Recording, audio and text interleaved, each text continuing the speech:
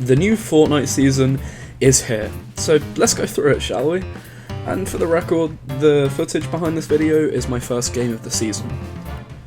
Now, I was going to start this series last season, but I didn't really see it as necessary. Like, last season kind of spoke for itself, right? Like, we got basically 3 whole new games in Rocket Racing, Lego Fortnite, and Fortnite Festival, along with some insane collaborations.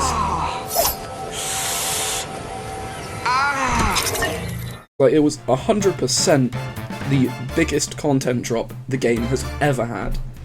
And there were honestly only like 2 issues I had with last season, that being the shoddy new movement and the fact that Eminem still isn't in Fortnite Festival. But I digress, you're here to see me rant about the latest season, not compliment last one.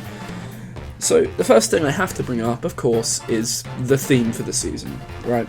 Greek mythology. Now, I love when games implement mythology into them, especially Greek mythology, but I don't know whether I'll be buying the Battle Pass this season. Because last season I bought the Battle Pass for Peter Griffin and Snake, and whilst the Greek god skins are awesome and Korra's cool, I guess, they're no Family Guy. Speaking of Korra, that's right, the first collaboration of the season is Avatar. And I'm sorry, but like, I love this season, but looking at the opening cutscene, seeing all these Greek gods, and then just Korra, like, she's so out of place here. Sorry if the audio's a little different here. I initially had a whole segment about why it's a bit weird they chose to use Korra rather than anyone from The Last Airbender, but obviously that's a little irrelevant now that they've added the skins for most of the gang from The Last Airbender.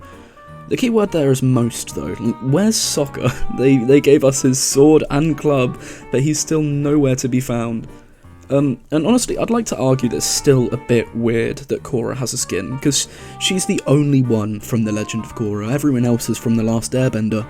But I kind of get it now. Like, they wanted someone significant for the Battle Pass, but they wanted to give Aang his own Battle Pass for the collaboration, and they were saving Zuko for the item shop because he's the most popular character from the show and they want money.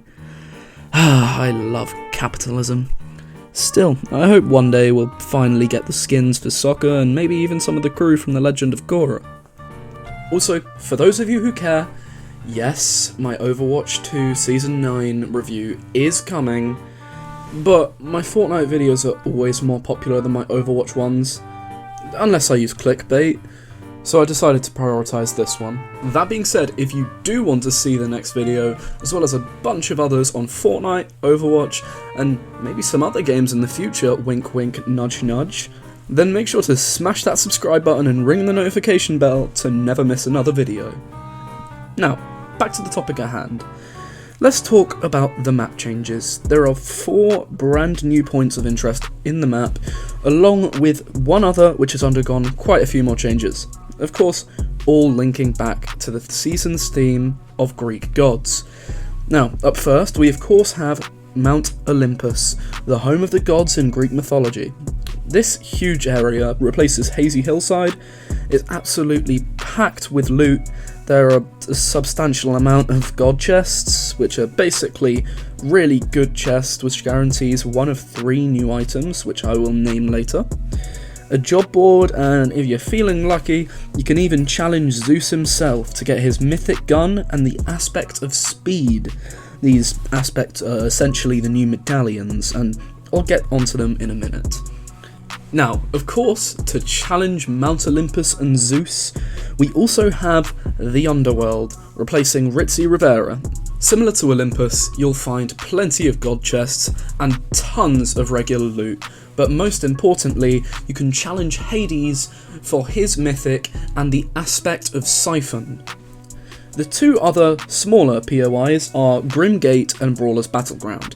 They each contain a few god chests and plenty of loot, but most importantly, they are home to Cerberus and Ares respectively. Defeating Cerberus grants you the aspect of agility, and besting Ares yields the aspect of combat, along with their respective mythics. The one existing POI that was substantially changed is Ruined Reels, which has been returned to its former glory and given the name Restored Reels.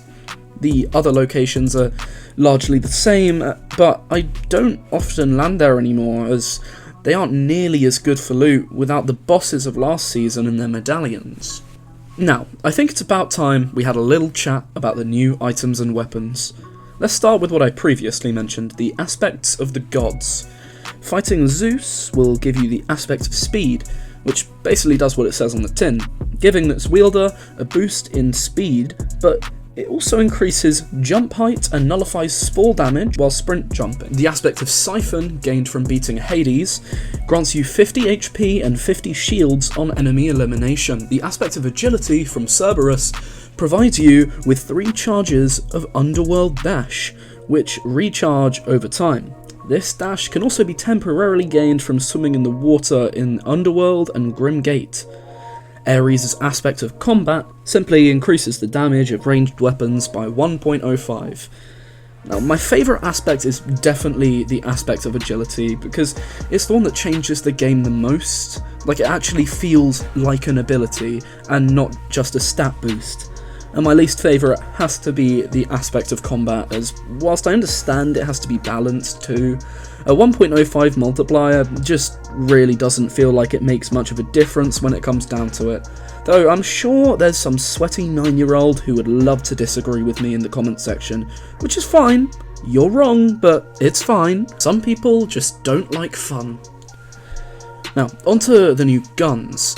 My favourite of these is by far the Guardian shotgun. It's a thematic shotgun based on Cerberus, which can fire 3 rounds in quick succession. Now, for me, this feels like the perfect middle ground between the auto shotgun and the new pump, neither of which I particularly liked, with a good balance of speed and power. A mythic version of this gun will, of course, drop from beating Cerberus.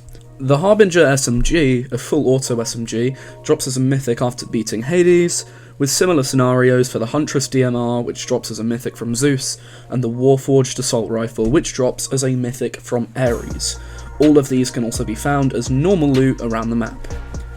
Also obtainable are the Chains of Hades. As the name suggests, this epic melee weapon is a guaranteed drop from Hades, but can also be found around the map by searching god chests. Now, I'm personally not a huge fan of these. The mechanic of grappling enemies, or your own squad, towards you is fun, but the attack function is a bit lackluster.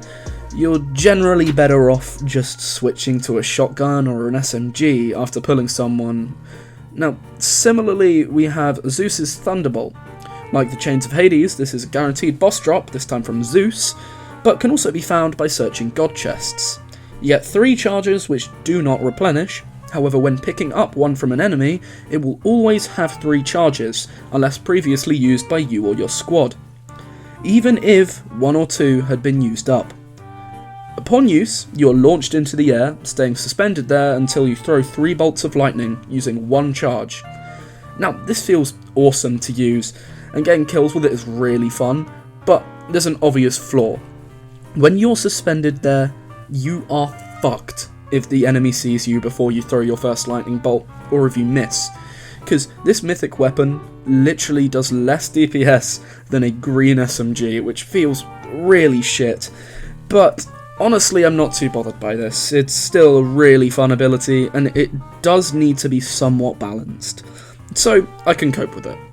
Finally, we have the 3rd drop from god chests, the Wings of Icarus. These are very self-explanatory. They're wings. They let you fly. And also turn yourself into a intercontinental ballistic missile. So yeah, that's pretty much Fortnite Chapter 5 Season 2 in a nutshell. Also, sorry for the 3 people who are expecting me to comment on LEGO Fortnite and Fortnite Festival. There's just not really much to say, nor do I particularly care. LEGO Fortnite got fishing and capitalism. And Festival got a few new songs, I guess. Like, they have Lady Gaga now. I don't know what else you want me to say. I'll definitely be having a look at any Rocket Racing updates when they come out, though. I have a personal and spiritual connection to that game mode. What? Epic, fix your game!